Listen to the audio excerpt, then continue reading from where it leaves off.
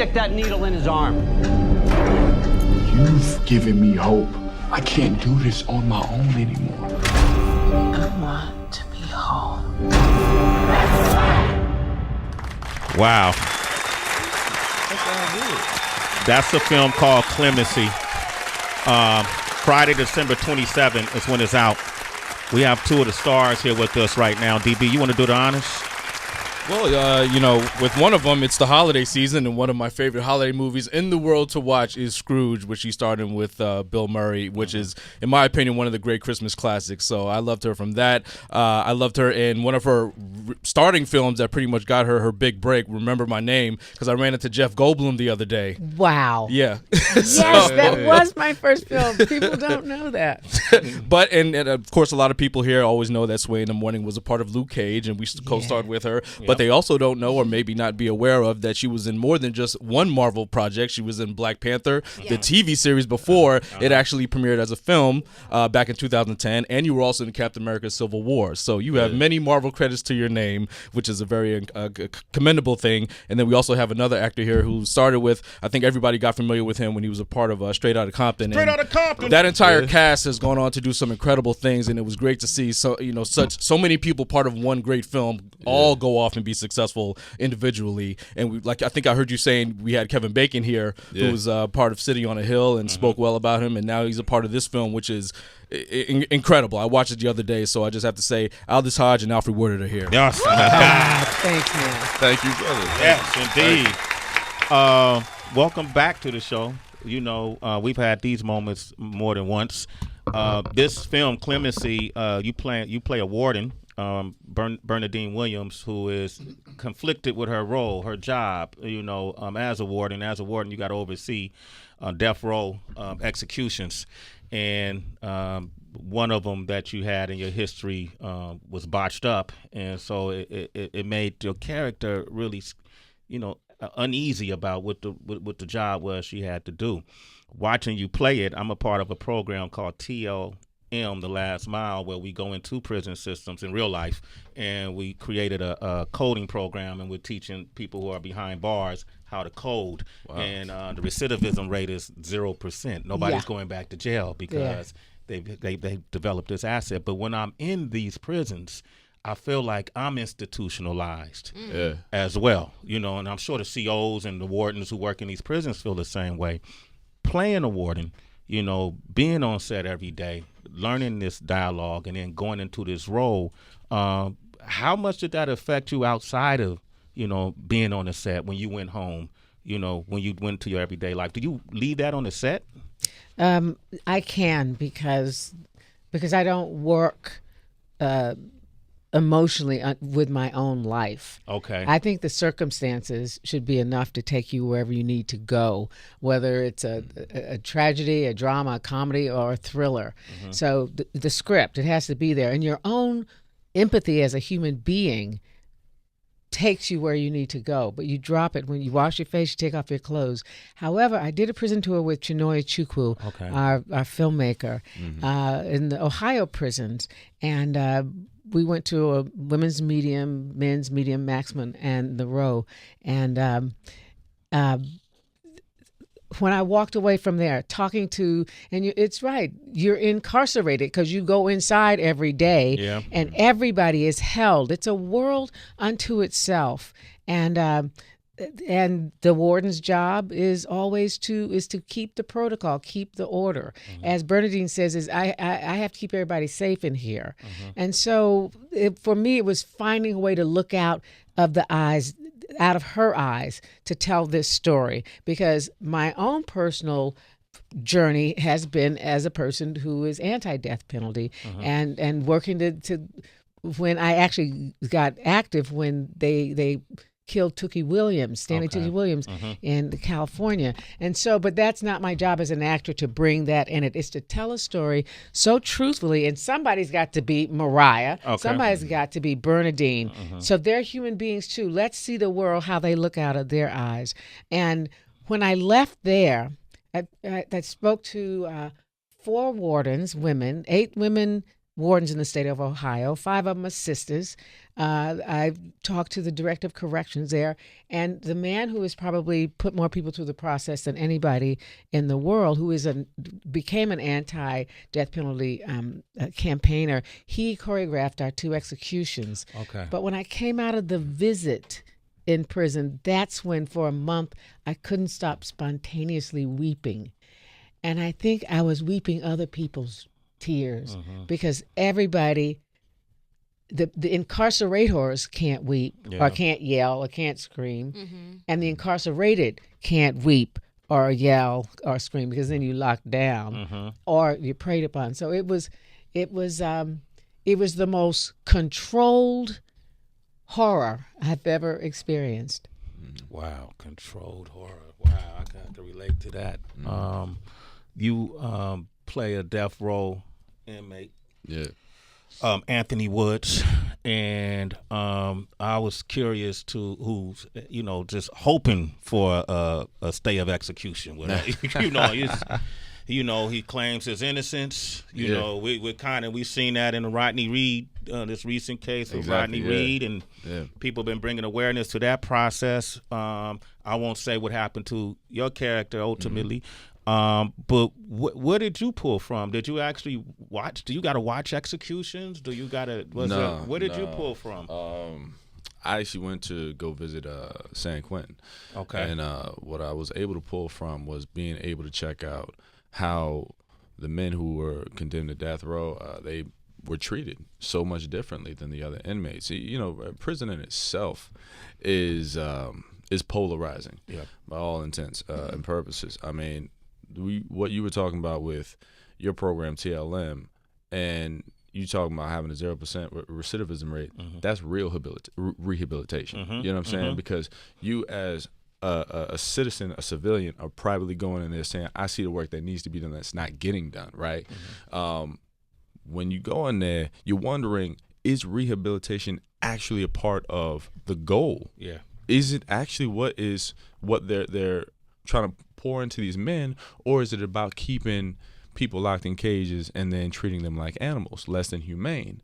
When the brothers on death row were transferred across the yard, everybody else was instructed and made to turn their backs, not look at them, not speak to them. Some of the brothers on death row barely get jobs within the prison. So it's like down to their last days, their last moments, they are treated almost to a degree as inhumanely as possible with as little communication as possible. And when it came to trying to display who my character was in Anthony Woods, it was about connecting with the audience so they could see a human being beyond his situation.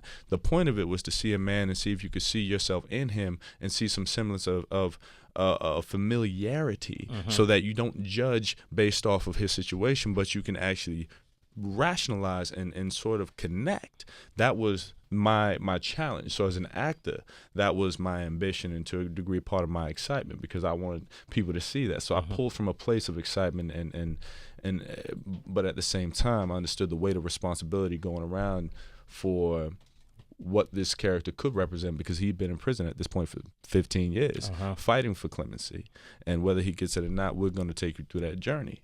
But I wanted people to just see a human being, because the point of this thing, it does call to mind the fact that we are complicit to a degree as society, whether we have to make a choice or not, how involved we want to be in this, because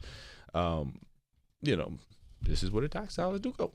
So they call it's like a forgotten society behind bars. Yeah. It's like it's something, especially San Quentin. That's one of the places we go. You forget that they're human beings. You forget that they there. Yeah, like they even exist. We're talking about the film Clemency, which is in theaters Friday, December 27th. DB, you want to chime in? Yeah, just watching this film, and this isn't one of those movies that's about a huge budget or about crazy special effects and none of that. Like how many A-listers can you cram into one cast? But really, it's just about the people that you share the scenes with, or the moments where you're by yourself. Like there was one scene where you're explaining to him the process of the execution, and you're just stone face, but you're still showing emotion. You know what I mean? Yeah. And so in a movie like this, how do you sort of offset having to spend so much time in that dark, sort of environment and like those characters where you really just you don't have anybody to rely on but yourself? Good people around.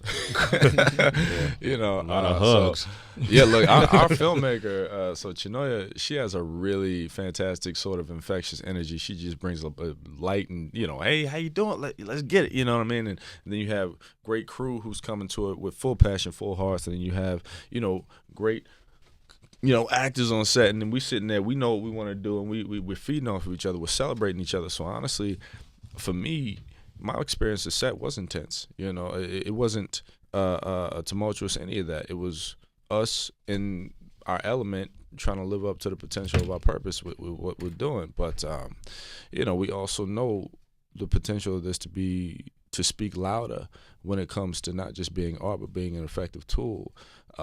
There's so much ambition there that you can't help but go to work and be proud, Mm-hmm. That's what I was going to ask about. But Alfre, please continue on what he was saying. No, I was just going to say, it's like having a really fabulous score, a piece of music.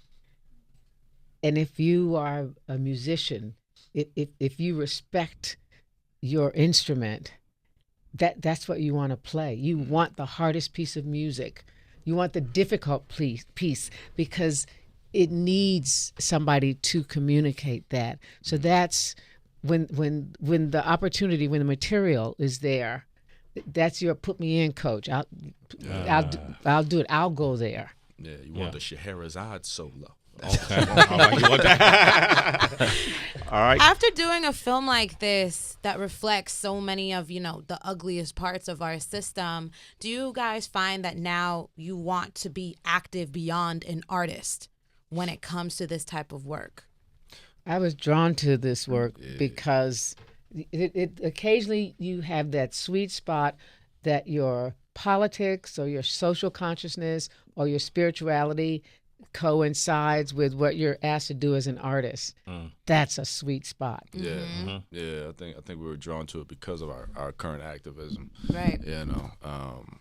And this is how we use our tools. This is hopefully how we get to share what our passions are beyond the art, but our passions for the quality of life. I'm wondering if now different production companies, there should be sometimes I wonder if art should just stay art, or afterwards if there should be a funnel where some of the funds should help those who are in similar situations, or is it enough for the art to be a healing tool?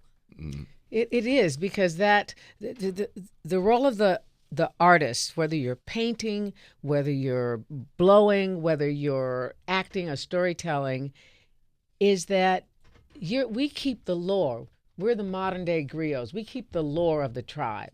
Griots always stand the mirror up in front of the tribe. Tribe can see itself, might laugh, but still there's something there to take away. You might weep or scream, but it's so that the tribe can reflect, can have a bounce card in a way. And then they go off. It's for the health of the tribe. Then the tribe goes off and does, the individual goes off and does whatever they want to do with their free will. So when you tell a story well, the offshoot will be, and you're talking about your program here, but people are going to have a window into something they didn't know about, and it depends on where they're starting from, where their empathy or the compassion takes them, and so, but they will be aware of it. So it will go into an activism resources, whether it's just supporting a particular organization, but for the artist, yes. The piece cannot be connected to the effect because then it's compromised. Got you. Mike Muse, Well last said. question. I love that. I think that was a that bar right moment. there. Yeah. You should have dropped the beat underneath that. Yeah, That was real. You have to separate or else it won't be effective. That was powerful. I love Alfre that. bars.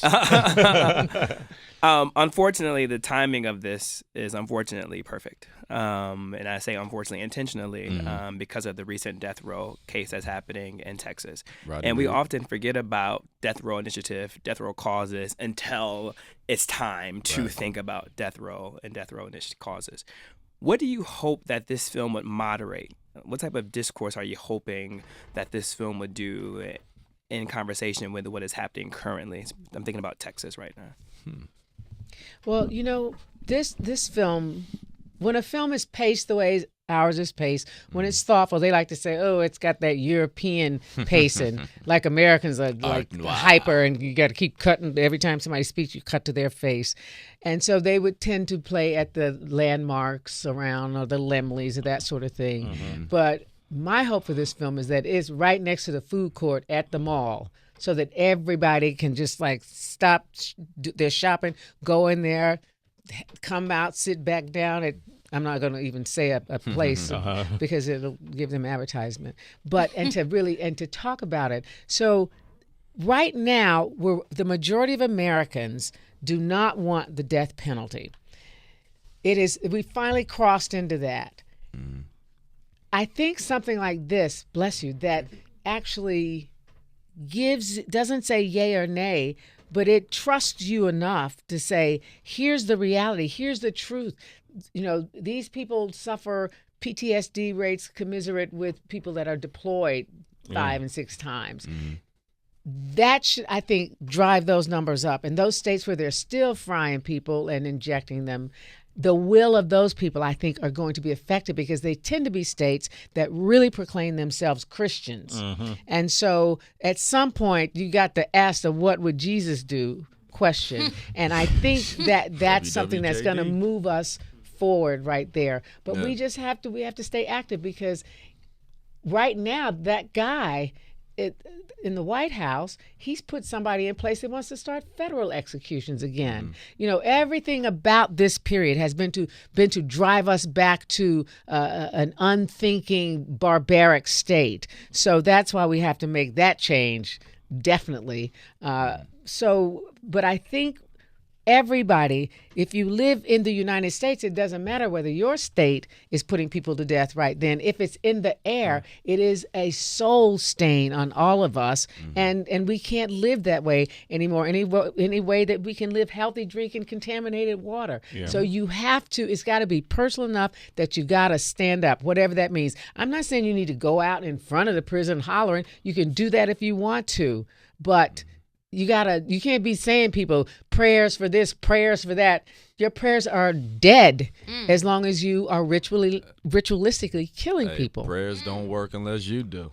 There it is, man. That was Aldis Hodge right there. Give him a round of applause. And the producer of the film Clemency, Alfre Woodard, ladies and gentlemen. The producer. Looks phenomenal, by the way. Thanks, darling. Always. Thank you. I want to thank you guys for such a powerful film. Thank you. Love your work, Yes. inside out, and please utilize this place as a platform, you know, for whatever it is you do. So if you come to Sirius XM, make sure you come to Sway in the Morning. Absolutely. Y'all make me want to cook for you. She gonna come up in here with some sweet potato pies next time. No, I'm not cooking no pies. I don't cook pies. I don't eat sweets. What you cooking? You got some green. I'll make a gumbo that'll make your head spin. Oh, okay. Don't say it and not do it now, because I'm gonna be here for that. And one day a month, I'll fry you some fish. But what kind in of fish? olive oil? We talking about some you know what? whiting. If we talking if about it some catfish. swims, I can You know figure it what I'm out. saying? Some salt. Give it up for Alfre Woodard, ladies and gentlemen. Aldis Hodge.